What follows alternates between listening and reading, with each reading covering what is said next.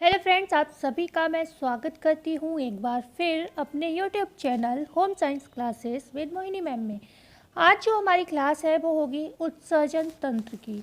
और हमारा लगभग फिजियोलॉजी कंप्लीट हो चुका है, क्योंकि फिजियोलॉजी में जो है सिलेक्टेड टॉपिक्स आते हैं, लगभग कंप्लीट हैं, 2-3 रह गए हैं, वो भी आपके धीरे धीरे कंटिन्यूसली हम करा ही देंगे। ठीक है, और प्रश्न भी करेंगे।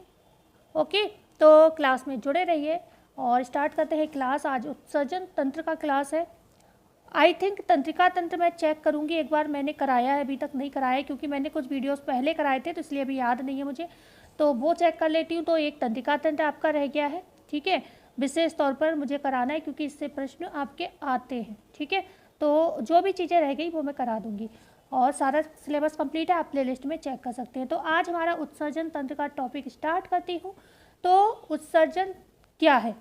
तो जंतुओं के शरीर में उपापचय मेटाबॉलिज्म के परिणाम स्वरूप क्या होता है? CO2 कार्बन डाइऑक्साइड जिसे कहते हैं, जल, ठीक है, H2O जिसे कहते हैं, अमोनिया, यूरिया, यूरिक अम्ल आदि कई ऐसे अवशिष्ट पदार्थों जिसे हम वेस्ट मटेरियल्स का मतलब कहते हैं निर्माण हो जाता है। ठीक है, जैसे हम लोग कुछ भी खाते हैं पीते हैं तो क्या होता है? वेस्ट मटेरियल अपशिष्ट पदार्थों का निर्माण होता है हमारे शरीर में, जिनके नाम क्या है ये लिखे हुए हैं। कार्बन डाइऑक्साइड जल है, अमोनिया है, यूरिया है, यूरिक अम्ल है आदि। ठीक है, जो शरीर के लिए काफ़ी ये क्या होते हैं? हानिकारक होते हैं। अतः उपयुक्त स्वास्थ्य को बनाए रखने के लिए, एक अच्छा स्वास्थ्य बनाए रखने के लिए क्या करना है? इनको शरीर से बाहर निकालना आवश्यक है।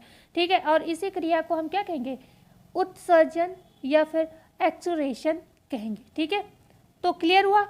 आगे हम बात करते हैं तो फिर ये सिस्टम क्या होता है, तंत्र क्या होता है, एक्सीलेटरी सिस्टम क्या होता है?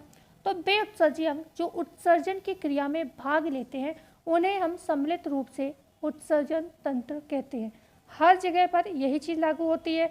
पाचन तंत्र एक अकेला अंग है, लेकिन उसमें जितने भी सिस्टम जितने भी अंग भाग लेंगे वो सब मिलकर क्या करते हैं? पाचन तंत्र का निर्माण करते हैं। ठीक है, तो ऐसे ही उत्सर्जन तंत्र भी अकेले नहीं बनता, बहुत सारे अंग, चाहे आपकी त्वचा हो गई, चाहे वो आपके यकृत हो गया, या फिर किडनी हो गई, या फिर फेफड़े हो गए, ये सारे ही क्या है? आपके उत्सर्जी अंग है। ठीक है, तो आप जानते हो भाई, एक प्रोसेस समझ लो यहाँ पर कैसे अपशिष्ट पदार्थ निकलते हैं।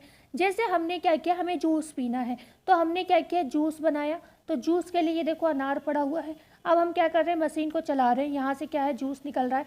ये जूस तो हम पी लेंगे। अब इस जूस को पियेंगे तो हमारे शरीर में कुछ ना कुछ वेस्ट पदार्थ बनेगा। ठीक है, समझने के लिए, ऐसे ही हम खाना खाते हैं तो कुछ ना कुछ वेस्ट पदार्थ बनता है। तो जो ये जूस वाली चीज़ है वो तो ऊर्जा देने का काम करेगा शरीर में। ठीक है, लेकिन जो वेस्ट पदार्थ होगा जिसको जिसको हमारा शरीर अवशोषित नहीं करेगा, ठीक है, वो क्या होगा? अपशिष्ट पदार्थ कहलाएगा और वो स्टूल के थ्रू, मल के द्वारा बाहर निकल जाएगा। ठीक है, किसके द्वारा? मल के द्वारा बाहर निकल जाएगा। तो इसी तरीके से ऐसा नहीं है कि खाली स्टूल ही होता है, हमारे शरीर से त्वचा से पसीना निकालता है तो वो भी अपशिष्ट पदार्थ है। इसी तरीके से यूरिन निकलता है तो वो भी अपशिष्ट पदार्थ है। ठीक है, तो ऐसे बहुत सारी ये चीज़ें हो जाती हैं। ओके, तो अब हम बात करते हैं उत्सर्जी पदार्थ की, एक्सीलेटरी मटेरियल्स की बात करते हैं। तो कौन कौन से ये पदार्थ होते हैं? तो ये मुख्यतः 2 तरीके के होते हैं। एक तो होते हैं कार्बन डाइऑक्साइड और पसीना, ठीक है, जो नॉर्मल सभी को निकलता ही निकलता है। दूसरा होता है नाइट्रोजन वेस्ट। ओके, ये भी ऐसा नहीं, ये भी सभी को ही निकलता है, लेकिन ये एक अपना अलग एक ग्रुप बनाते हैं। जैसे कि यूरिया आ जाएगा, इसमें यूरिक एसिड आ जाएगा, अमोनिया हो जाएगा और मूत्र हो जाएगा। तो ये भी यूरिया, यूरिक एसिड, अमोनिया और यूरिन, ये 4 कौन से पदार्थ हो जाएंगे? ये नाइट्रोजन युक्त पदार्थ हो जाएंगे। तो ध्यान रखिएगा, आपसे पूछा जाए नाइट्रोजन युक्त वेस्ट पदार्थ के अंतर्गत कौन कौन सा आता है तो आप ये 4 आंसर करोगे। पूछा जाए कौन सा नहीं आता है तो ये वाले अलग आते हैं। ठीक है, इनका अपना अलग सिस्टम है। ओके, तो अब हम बात कर लेते हैं कुछ उत्सर्जी अंग। आपसे पूछा जाता है कि हमारे शरीर में मुख्य उत्सर्जी अंग कौन सा है, तो मुख्य आप कहोगे क्या है? किडनी है। ठीक है, मुख्य क्या है? किडनी है।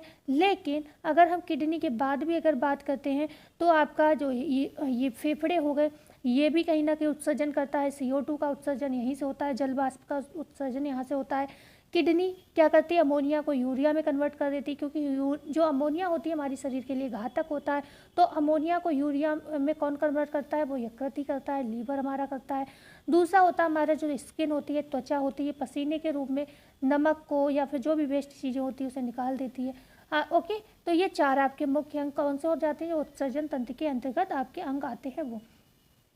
अब हम बात कर लेते हैं नाइट्रोजन युक्त उत्सर्जी पदार्थ के आधार पर जीव जो होते हैं 4 प्रकार के होते हैं। तो आपसे पूछा जाए जो नाइट्रोजन युक्त उत्सर्जी पदार्थ को निकालते हैं उस प्रकार के जो जीव होते हैं वो कितने प्रकार के होते हैं, तो ये 4 तरीके के होते हैं। एक होते हैं ओमोनोलेटिक, दूसरा होता है यूरियोटेलिक, और तीसरा होता है यूरिकोटेलिक, और लास्ट होता है आपका गुआनोटेलिक।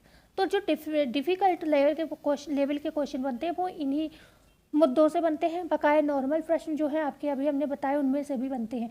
ये सारे टॉपिक बहुत इंपॉर्टेंट हैं जो भी मैं पढ़ा रही हूँ।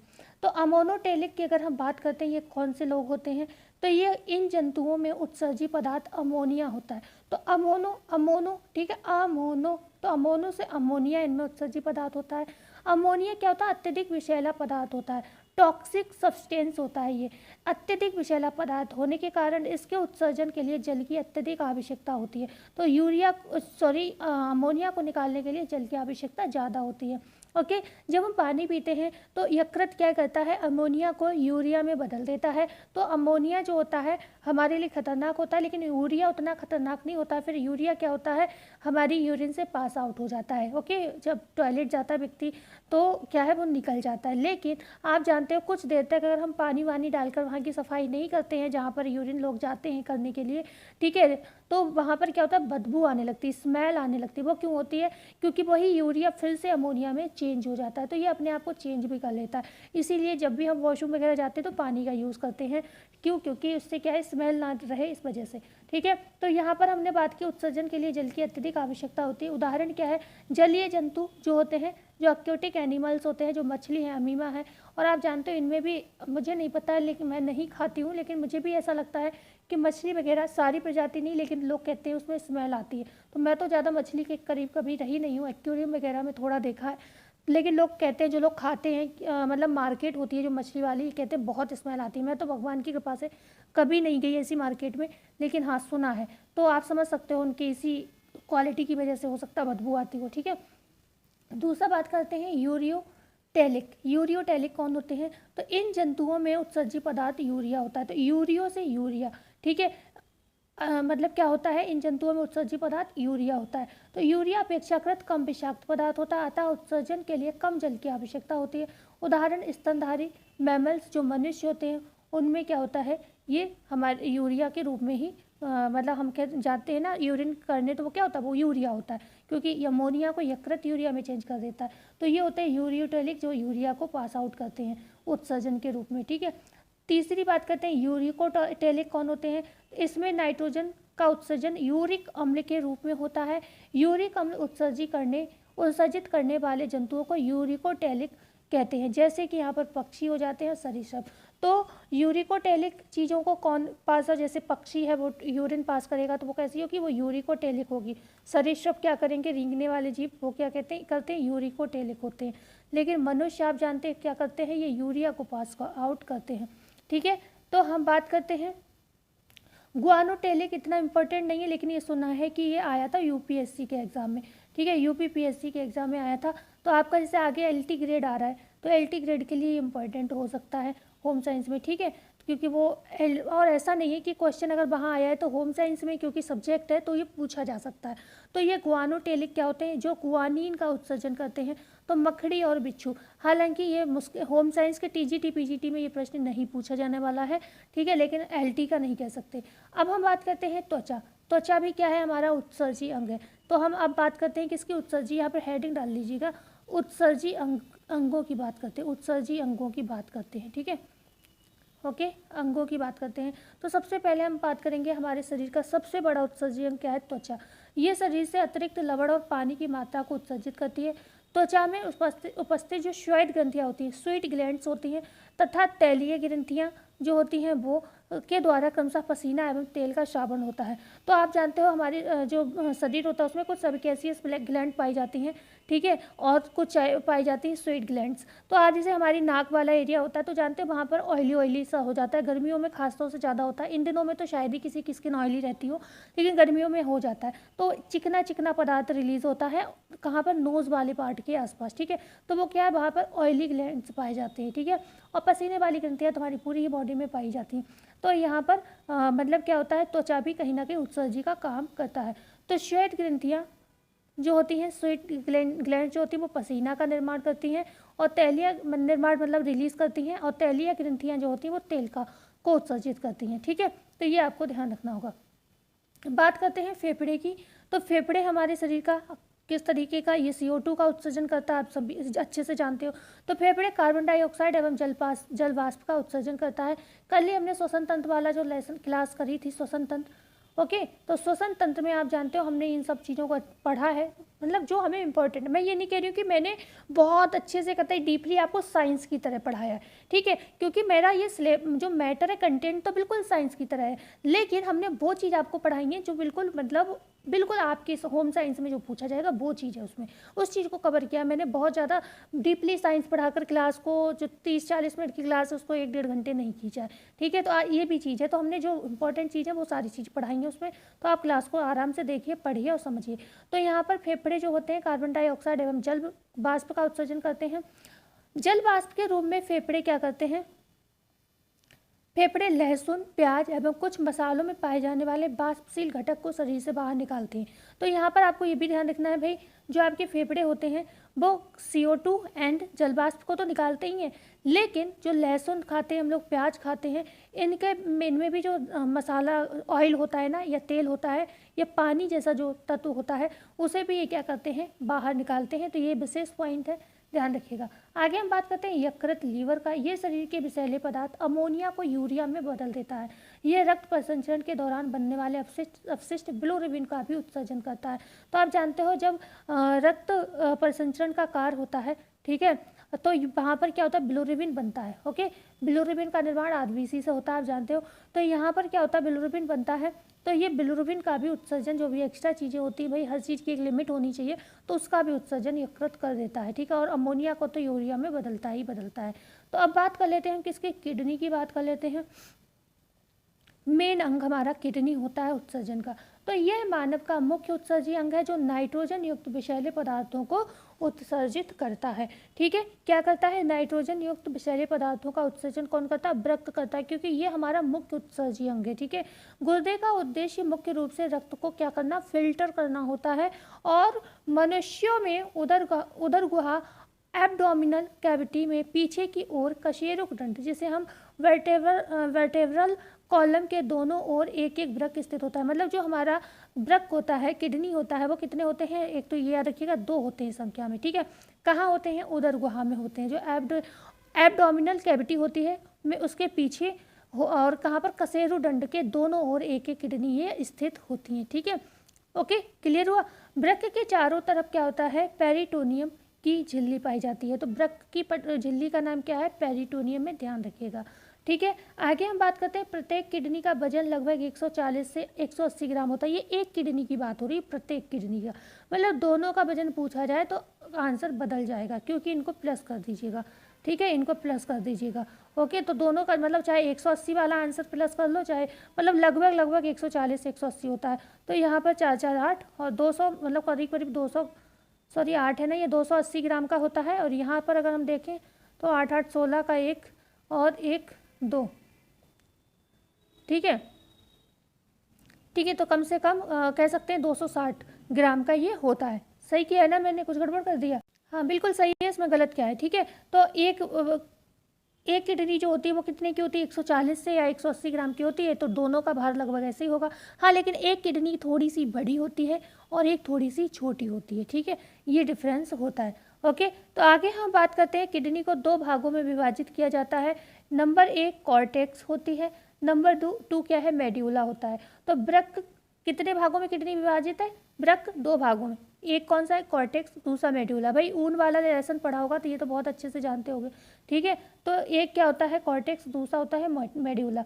जो वृक्क का बाहरी भाग होता है उसे कॉर्टेक्स कहते हैं। तो बाहरी भाग क्या कहलाता है, जो ये आपको बाहरी भाग दिख रहा है, क्या है, ये कॉर्टेक्स है।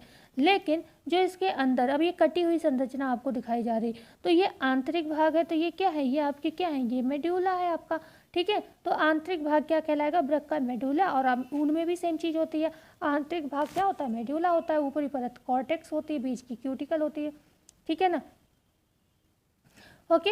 तो बात करते हैं वृक्क की कार्यात्मक एवं संरचनात्मक इकाई क्या है, नेफ्रॉन। कम से कम ये प्रश्न शायद ही कोई एग्ज़ाम ऐसा रहा होगा पीजीटी का होम साइंस में जिसमें ये प्रश्न ना आया हो।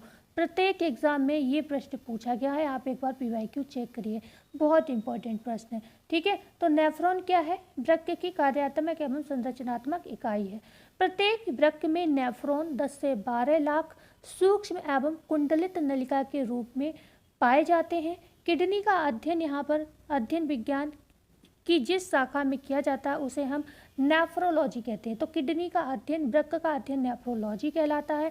और प्रत्येक वृक्क में कितने सूक्ष्म कुंडलित नलिकाएं या फिर नेफ्रॉन्स पाए जाते हैं? तो प्रत्येक वृक्क की बात हो रही है, दोनों का डबल हो जाएगा। तो प्रत्येक में मतलब एक में 10 से 12 लाख नेफ्रॉन्स पाए जाते हैं। और ये नेफ्रॉन क्या है? इसकी यूनिट है, इकाई है। ठीक है, आगे हम बात करते हैं कोशिका गुच्छ की। कोशिका गुच्छ क्या होता है? तो नेफ्रॉन के बोमन संपुट वाले भाग में अविवाही, ठीक है, एफरेंट आर्टरियोल्स तथा अपवाही धमनिका जो होती है एफरेंट आर्टरियोल्स मिलकर एक जाल नुमा संरचना बनाती हैं, जिसे कोशिका गुच्छ या फिर ग्लैमरुलस कहा जाता है। ठीक है, तो इनकी बात करेंगे हम, क्या होते हैं ग्लैमरुलस। ठीक है, ग्लैमरुलस जो होते हैं इसमें क्या होते हैं, या कोशिका गुच्छ क्या होते हैं? तो ये संरचना आपको दिख रही है। ठीक है, ये संरचना आपको दिख रही है, ये क्या है? बोमन संपुट है। ठीक है, पूरी संरचना क्या है? ये बोमन संपुट है, ये लिखा हुआ भी आप देख रहे होंगे, ये बोमन संपुट है। और ये क्या है? ये आपके ग्लैमरुलस हैं। ठीक है, तो ये जो ग्लैमरल है यहाँ पर, तो इनकी हम बात करेंगे। तो यहाँ पर होता क्या है, अब हम उसको एक बार जान लेते हैं। तो जो नेफ्रॉन के बोमन संपुट, जो नेफ्रॉन है, नेफ्रॉन में बोमन संपुट है, ये ध्यान रखिएगा। किडनी में ही नेफ्रॉन्स पाए जाते हैं, किडनी में बोमन संपुट आप सुन रहे हो, और क्या सुन रहे हो? यहाँ पर ग्लैमरुलस सुन रहे हो। ठीक है, तो ये भी चीज़ पता होनी चाहिए। कई बार तो सीधे सीधे यही पूछ लिया जाता है और हमें ये नहीं पता होता है कि ये चीज़ पाई कहाँ जाती है, किस अंग में पाई जाती है। तो ये किडनी के भाग हैं। ठीक है, तो नेफ्रॉन के बोमन संपुट कैप्सूल जो होता है वाले भाग में अविवाही और कौन सी हमने बताई? अपवाही धमनिका, मतलब दो धमनियाँ पाई जाती हैं, एक अविवाही होती हैं, दूसरी अपवाही होती है। इंग्लिश में भी लिखा है एफरेंट आर्टरियल और एफिरेंट आर्टरियल। ठीक है, तो इनको देख लीजिएगा। ये क्या होती है? मिलकर एक जाल रुमाल संरचना बनाती हैं, जिसे कोशिका गुच्छ या ग्लैमरुलस कहा जाता है। तो आपके किसमें, आपके जो आपके नेफ्रॉन है उसमें एक बहुत सारी कह सकते हैं गुच्छे जैसी संरचनाएं पाई जाती हैं। ठीक है, जिसे हम ग्लैमरुलस कहते हैं। और आपकी संरचनाएं दिख रही होंगी, ये जो है आपको गुच्छे जैसी संरचना, इन्हीं को कहते हैं ग्लैमरुलस। ठीक है, तो आगे हम इन सबको अच्छे से जानेंगे। नेफ्रॉन में सबसे पहले रक्त कोशिका गुच्छ के द्वारा ही छाना जाता है। तो इसका काम क्या है? जो ये ग्लैमरुलस होते हैं, इनका काम क्या है? तो ये जो ग्लैमरुलस होते हैं, यही क्या करते हैं? नेफ्रॉन में सबसे पहले जो रक्त होते हैं इसी के द्वारा छाने जाते हैं। ठीक है, तो जो रक्त कोशिका होते हैं वो इसी गुच्छ के द्वारा, रक्त जो है इसी गुच्छ के द्वारा, मतलब ग्लैमरुलस के द्वारा छाने जाते हैं। इतना याद रखो। ठीक है, क्लियर हुआ? सीधे शब्दों में मैं आपको बता देती हूँ। अगर आपसे पूछा जाए कि किडनी क्या करती है, देखो किडनी का काम होता है रक्त को फिल्टर करना मतलब छानना। ठीक है, तो ये काम सबसे पहले कौन करता है आपकी किडनी में?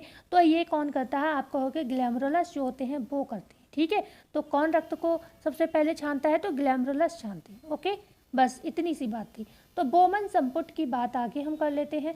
बोमन संपुट नेफ्रॉन में क्या होता है कि प्याले नुमा संरचना होती है, जो कि चपटी कोशिकाओं के द्वारा बनी होती है, बोमन संपुट कहलाती है। ठीक है, तो ये एक संरचना कैसी है? प्याले नुमा होती है। ओके, और चपटी कोशिकाओं के द्वारा ये निर्मित होती है।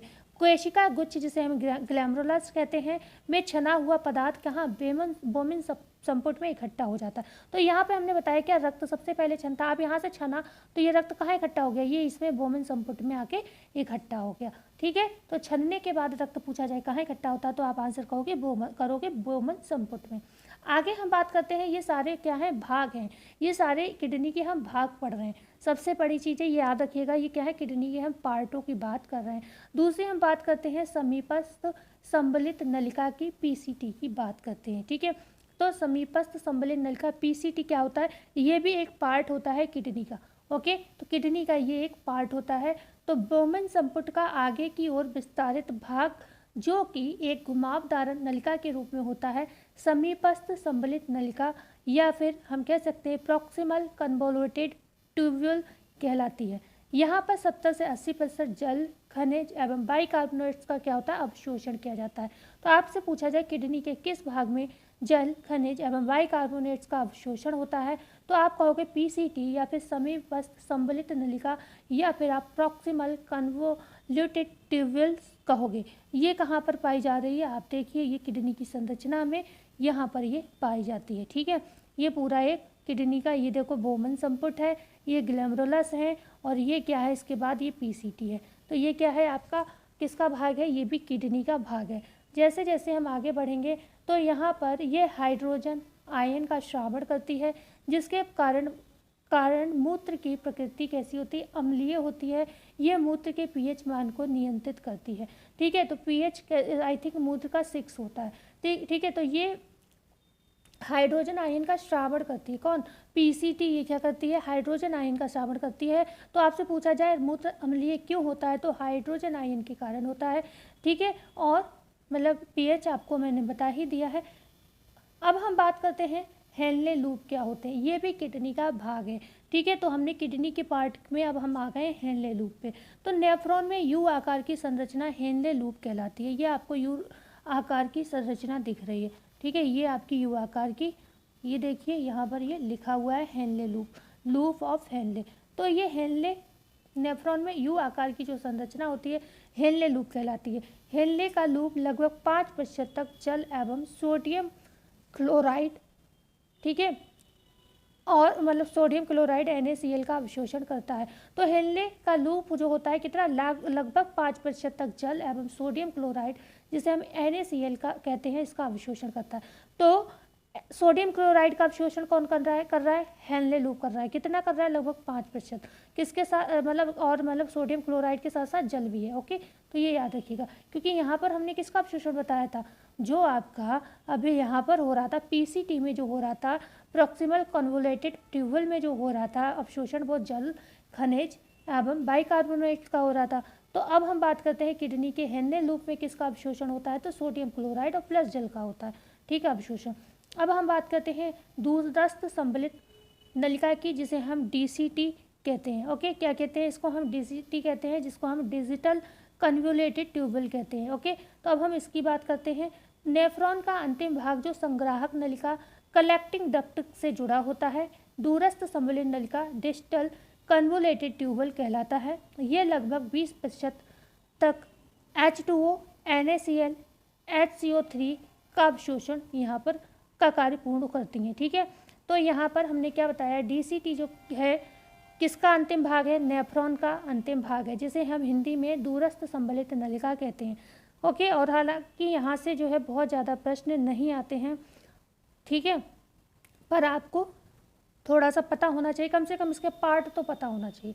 तो मुझे नहीं लगता है यहाँ से ज़्यादा प्रश्न आया है। ये नलिका है, आपको दिख रही होगी, इसकी बात यहाँ पर चल रही है। तो ये नेफ्रॉन का अंतिम भाग पूछा जाए तो क्या है? आप कहोगे डीसीटी है, दूरस्थ संबलित नलिका है। ठीक है, किन किन चीज़ों का अवशोषण होता है? यहाँ पर भी जल, और जो अभी हमने सोडियम क्लोराइड की बात की थी, और HCO3 की यहाँ पर क्या होता है? अवशोषण होता है।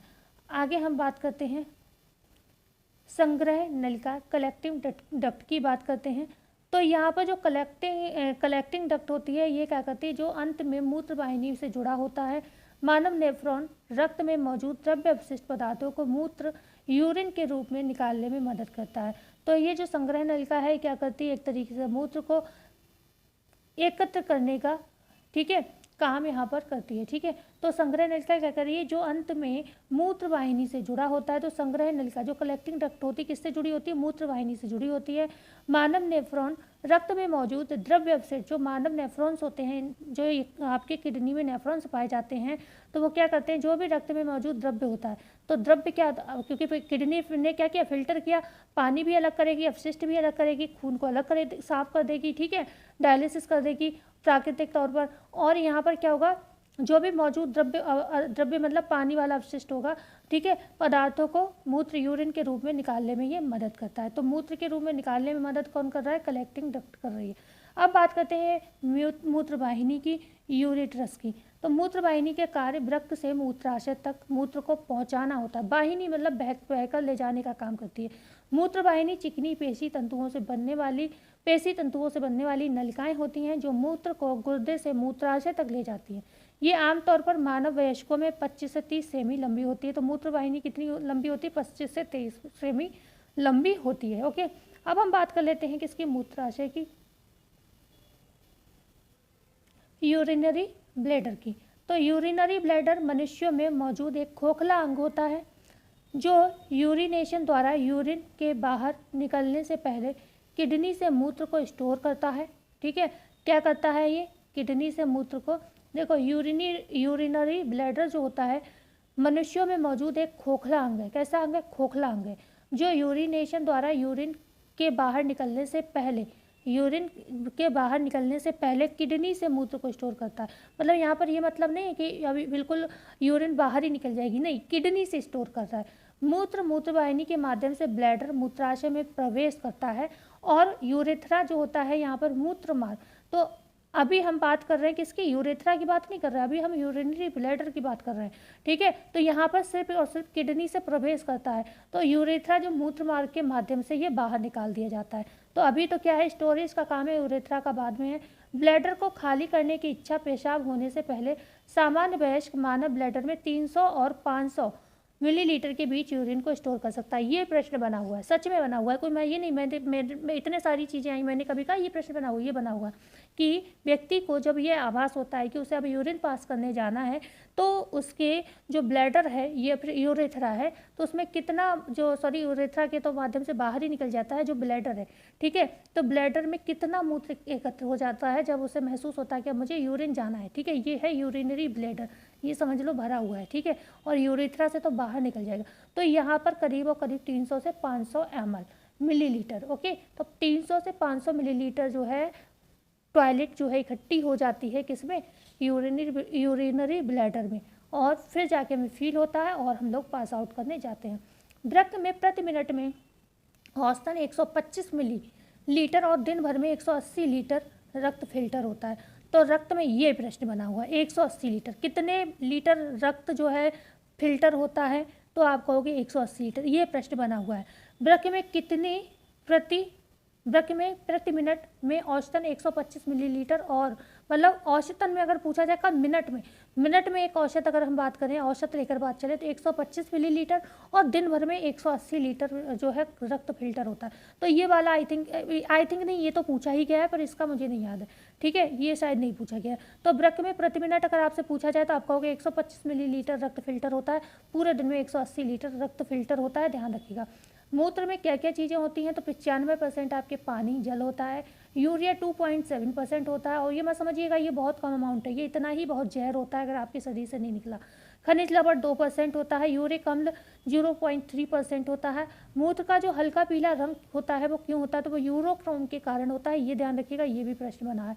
मूत्र का पीला रंग क्यों होता है तो यूरोक्रोम होता है।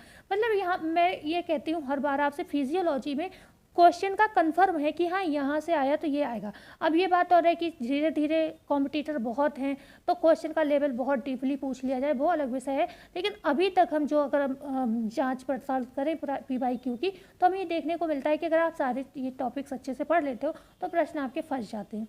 तो मूत्र का pH 6 होता है, ठीक है, अर्थात मूत्र हल्का अम्लीय होता है। स्वस्थ मनुष्य में प्रतिदिन 1.5 से 2.5 लीटर मूत्र का उत्सर्जन करता है। मतलब जो स्वस्थ मनुष्य, अब ये मत कहना, अभी हमने ब्लड की बात की थी कि इतना ब्लड फिल्टर होता है, 180 लीटर ब्लड फिल्टर होता है। लेकिन आपसे पूछा जाए स्वस्थ मनुष्य, और मैंने क्या कहा था, 300 से 500 मिलीलीटर स्टोर होता है किसमें? यूरिनरी ब्लैडर में, क्या? यूरिन। लेकिन आपसे ओवरऑल पूछा जा रहा है कि स्वस्थ मनुष्य प्रतिदिन कितना लीटर मूत्र का उत्सर्जन करता है? तो 1.5 से 2.5 लीटर, ठीक है, 1.5 से 2.5 लीटर तक उत्सर्जन यहाँ पर करता है। अब हम बात करते हैं वृक्क में बनने वाली पथरी किसकी होती है? कैल्शियम ऑक्सलेट की बनी हुई होती है। जो पथरी बन जाती है ना कभी कभी, तो कहते हैं ना मूत्र की नली में, पेशाब वाली नली में, डॉक्टर के पास जाओ तो ऐसे ही पेशेंट मिलते हैं, तो वो कहते हैं पथरी हो गई। तो वो क्यों होती है? वो कैल्शियम ऑक्सलेट के कारण ही होती है ये सारी पथरियाँ।